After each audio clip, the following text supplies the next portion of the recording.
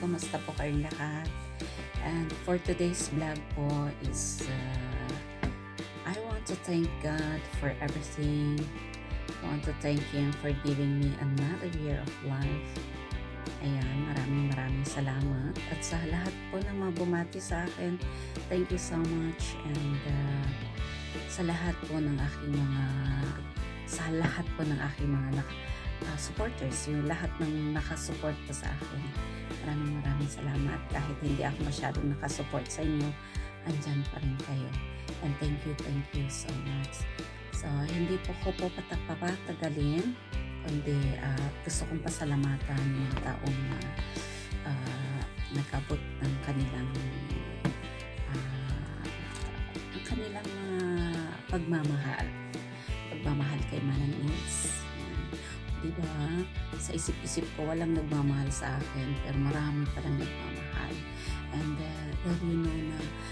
yun yung papatunayan na maraming nagmamahal, kahit maraming haters ka. Diba?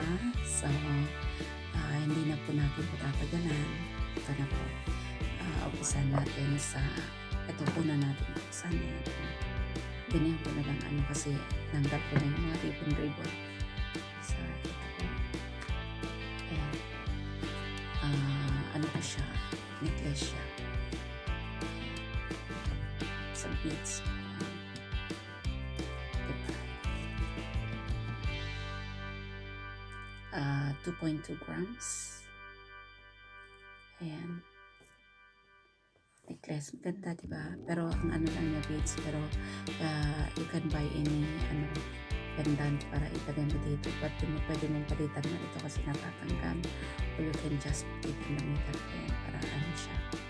So, ang ganda.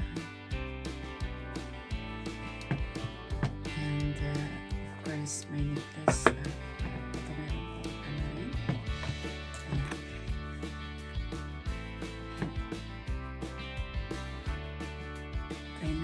Try natin. Wait, tanggalin ko lang ito.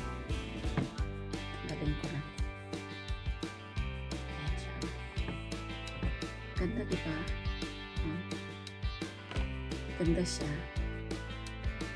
O, diba? Ayan.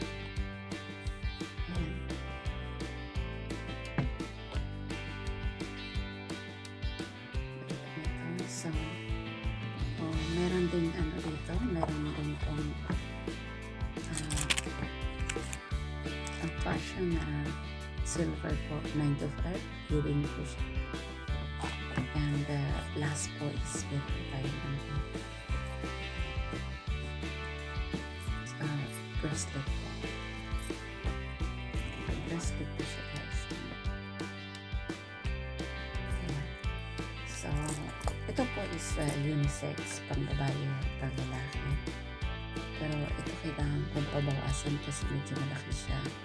And yung extra pwedeng paggawa ng ring or paggawa ng earring. Ayan, diba maganda siya.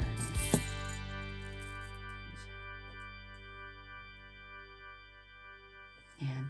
So, thank you so much for guys. And ito po ay malaking bagay na po ito sa akin. And thank you so much. And guys, ito yung when you receive, kapag kayo nakaka-receive ng mga bagay na ganito, and you have to be thankful. Pagpasalamat kayo. And it's also a blessing. But the more ang blessing po ay yung namimigay kayo, yung namimigay po, yun po ang blessings. If you give, it's a blessing. You know why? Kasi nakakatulong kayo sa mga taong nangailangan.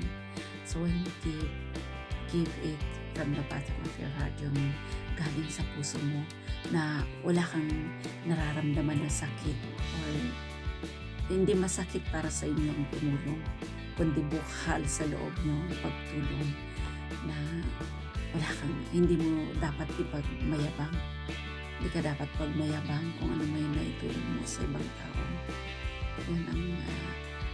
Yun ang gusto kong sabihin, na you have to be kind and humble. Diba? And then you so much. Hindi ko na patatagalin. Maraming salamat. Love you all.